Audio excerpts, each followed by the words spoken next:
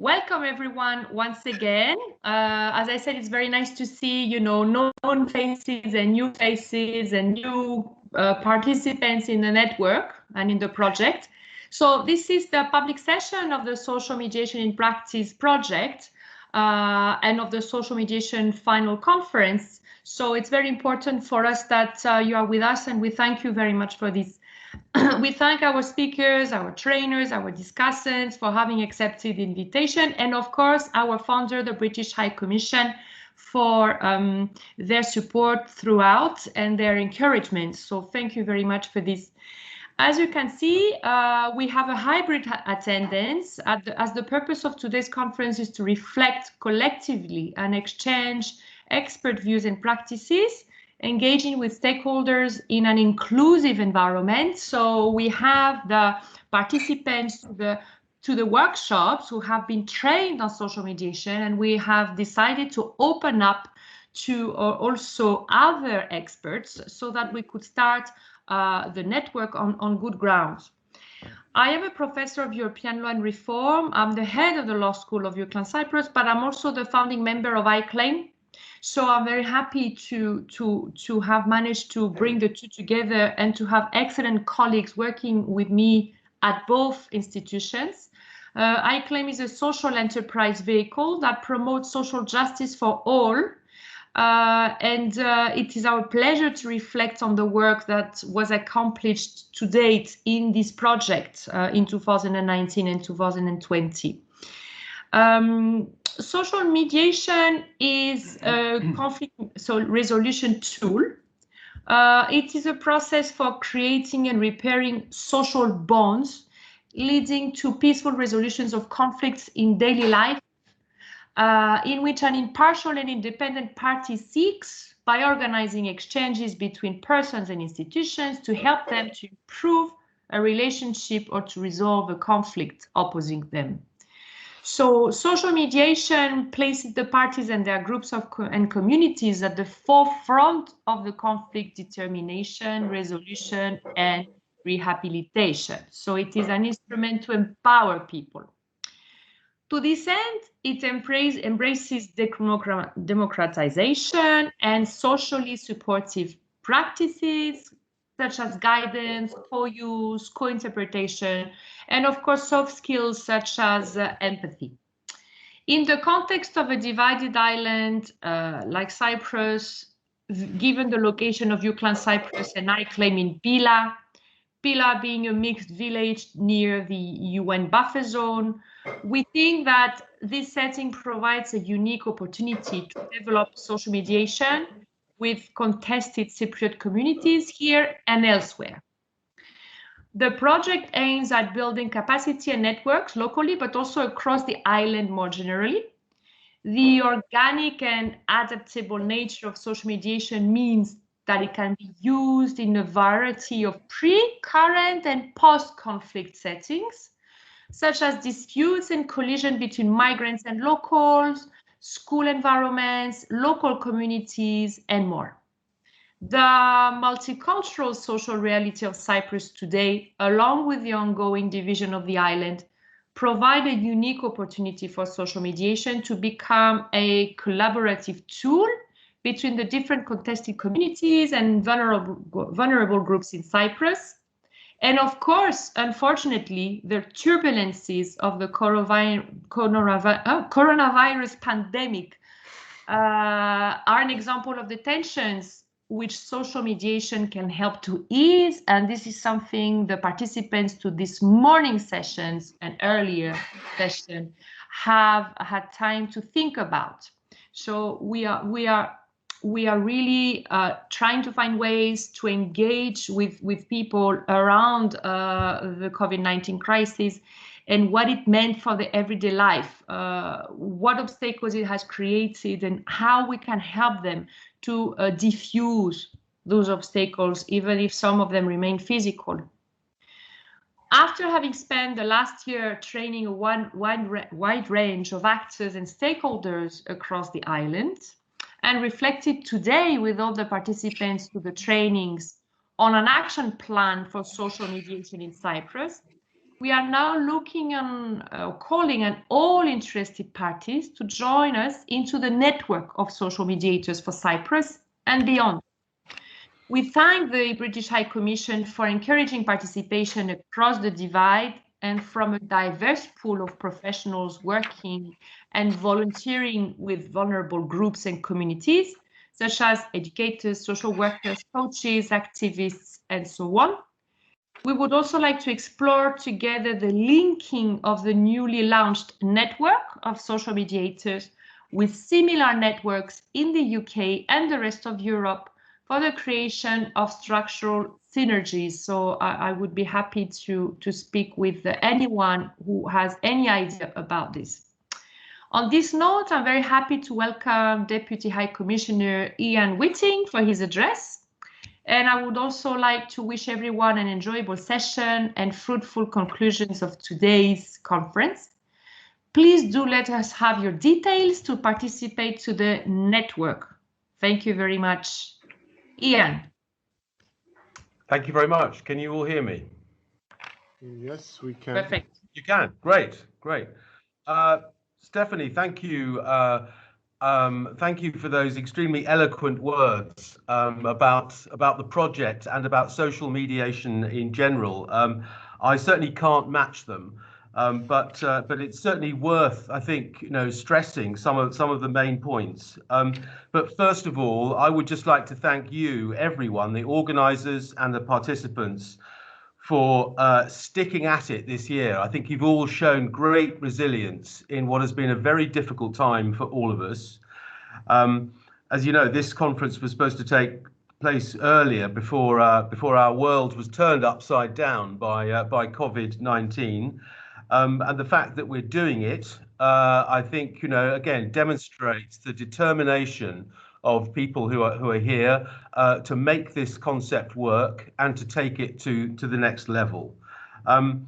As you said, Stephanie, social mediation is a tool for conflict resolution. It seeks to promote awareness and understanding to de-escalate tension in any environment. In an era of geopolitical, economic, and social tension, social mediation is more important than ever to improve both our individual but also our national lives. So we believe that this training is extremely useful, and I myself I remember very well the first occasion that I participated along with the mayor of Derinia in the Derinia garage space, what seems like yesterday, but is quite a number of months ago. And that, as I remember at the time, and I think those of you who were there with me, I was really struck by the enthusiasm and keenness for people from all parts of the island to make this work. And I know from reports that I've heard in between that that determination has carried through right to the end and to this final conference, and I'm confident, I really am, that those of you who've participated and you've learnt about building bridges of cooperation, which will last well beyond the duration of this particular project. And again, I'm very interested to hear about Stephanie's ideas to actually link up with networks beyond Cyprus. I think that's a fantastic idea.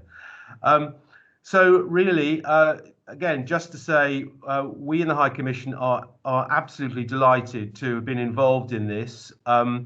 And we hope it's not the last. We hope to continue to go on this journey with you as long as we can.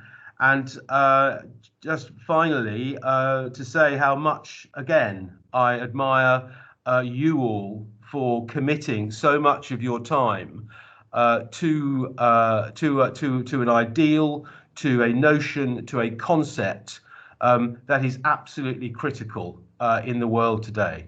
Thank you very much indeed. Thank you, Mr. Whitting. Thank you, Stephanie, for giving such an overview and for your compliments, Mr. Whitting. We pretty much heard what we have done today. Stephanie gave a very good overview. Before though continuing with the network, we would like to also give Mr. Pinario Ioannides the floor. Dr. Pinario Ioannides, who was with us this morning discussing the COVID situation on the island and social mediation, to give us an overview of that discussion. Pinar, the floor is yours. Hi, the new participants. Thank you very much for coming and participating now. I will just shortly talk about what we found from our interactive workshop in the morning on COVID-19 and its impact on social mediation. I first mentioned the general impacts of COVID-19 on different parts of our life. And at then I asked one question to our participants. And the question was, have you or someone that you know been affected by the measures placed between the two communities?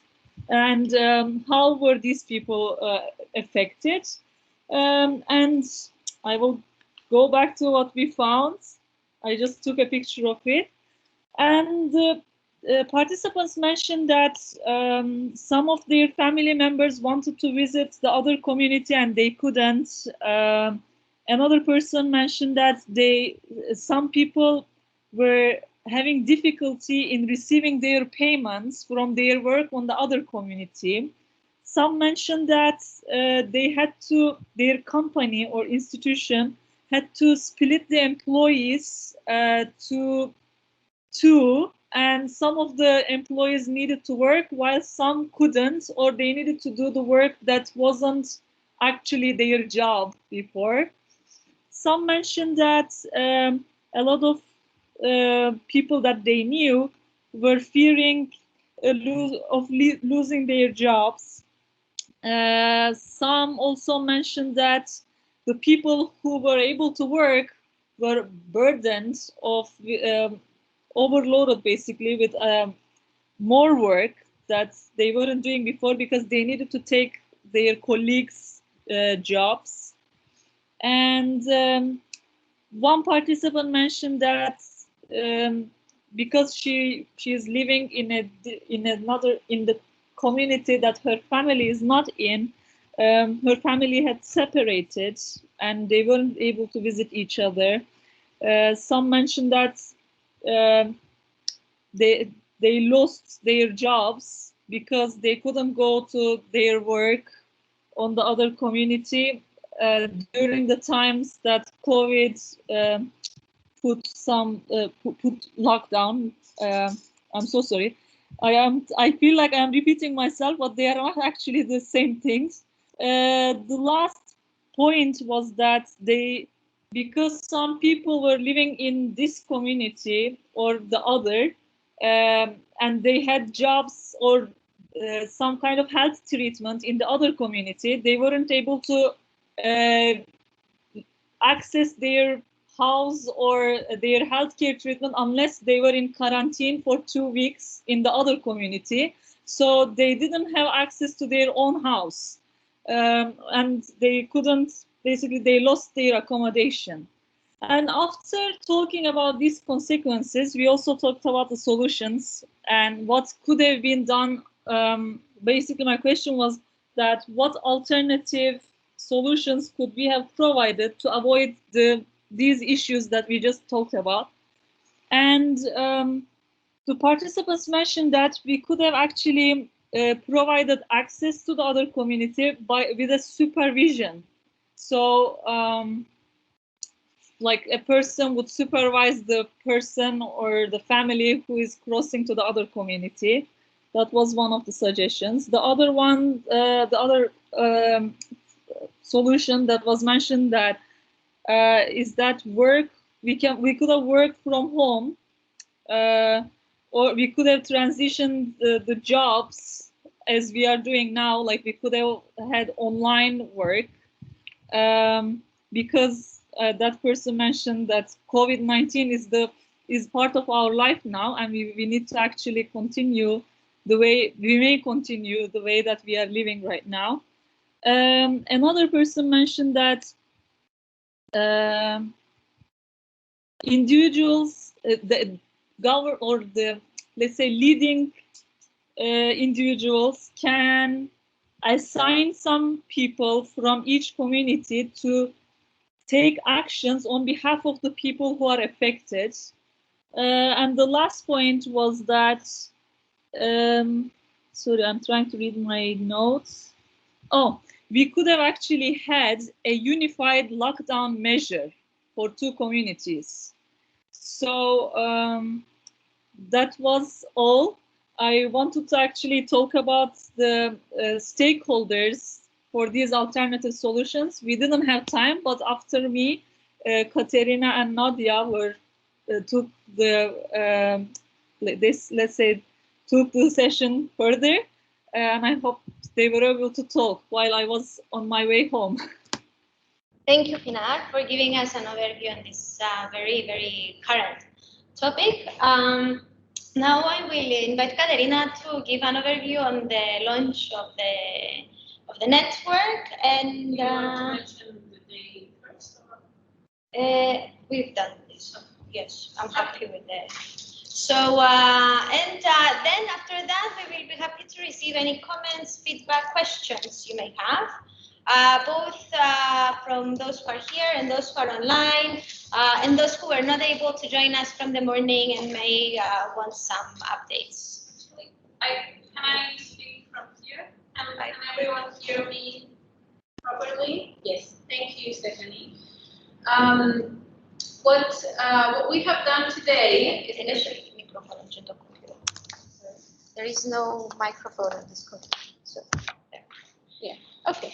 So what we have done today is discuss on how social mediation can apply to the pressing issues and the contemporary issues we have in Cypriot society, in our individual communities, or within our geographically partitioned communities more broadly.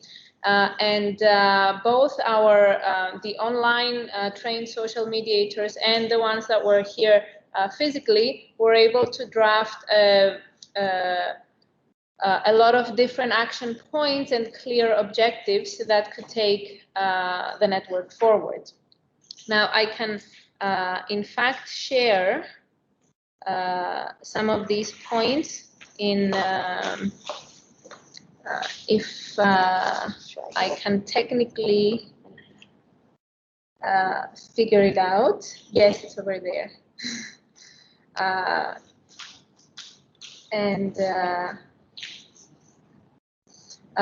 What we are essentially doing today is to officially launch our Social Mediators Network, which is the outcome of a lot of initiative and enthusiasm and excitement, and the commitment to work by all our wonderful social mediators that have joined us today and that have been keeping up with this work and this initiative, essentially bringing this initiative to life. So we're very grateful and very proud to see us all together here today launching our network.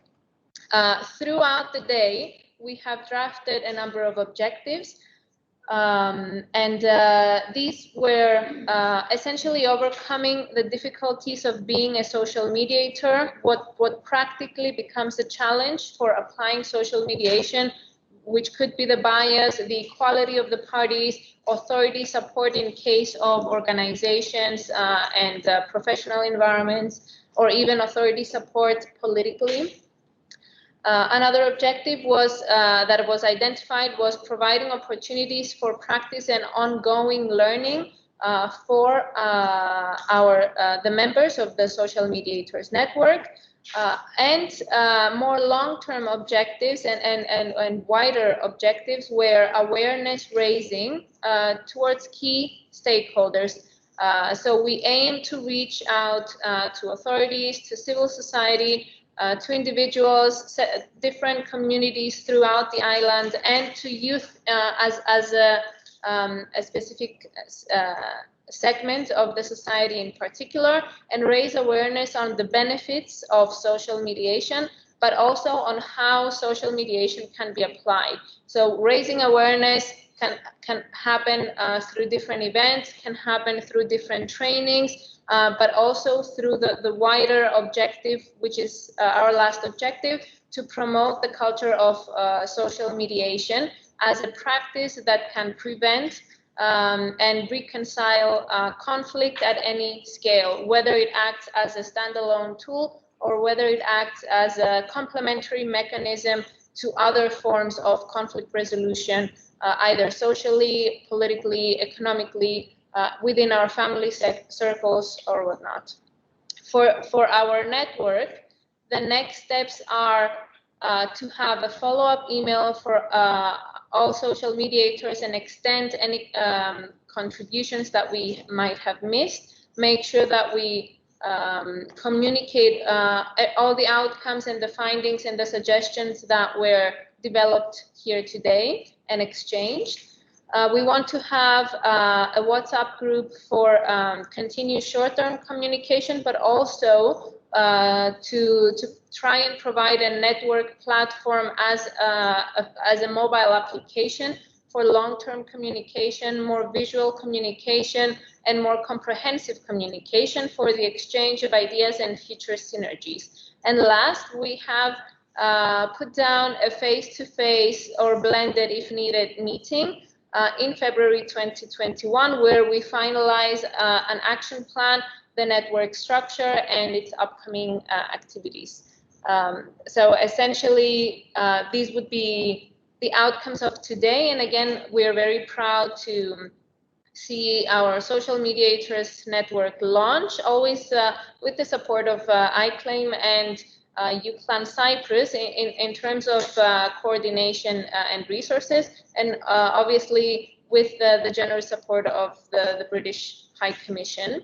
Another thing that I wanted to mention is that we would be providing our support as much as possible to the network, and today we had a fun kind of competition when it comes to drawings that participants made in previous social mediation trainings.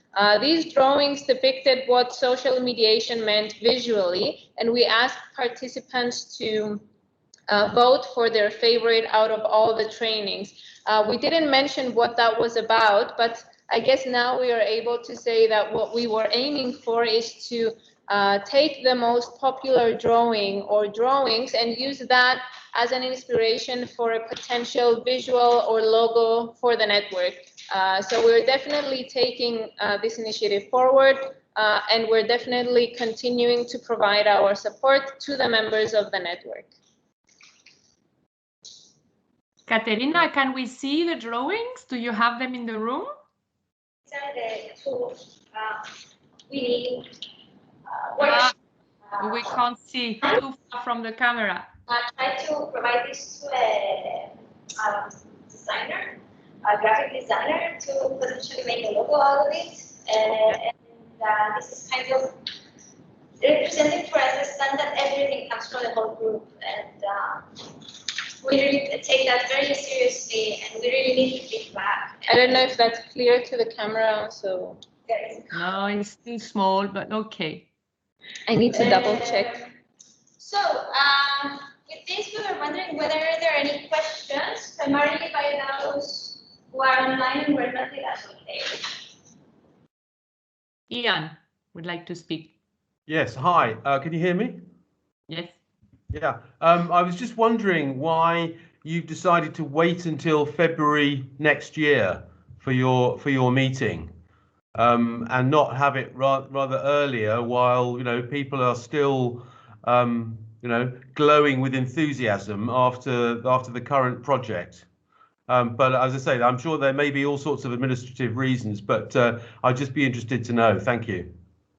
The reason for that was that we wanted some time for us as temporary coordinators to do a little work on the ground, particularly for creating the network's platform. So we wanted by the next meeting to be able to have something more structured and more concrete, whereas at this meeting, at the conference, we were more taking in the ideas from the brainstorming from the participants. So we wanted to take in the ideas and work on that. And at the same time, we also asked the members of the network to do their own ethnographic, let's say, research and see within their communities where are the pressing issues, what are some practical and specific activities that we could put together. So we have this period until February to kind of do our research on the ground, do our practical research here at UCLan, so then we can come back with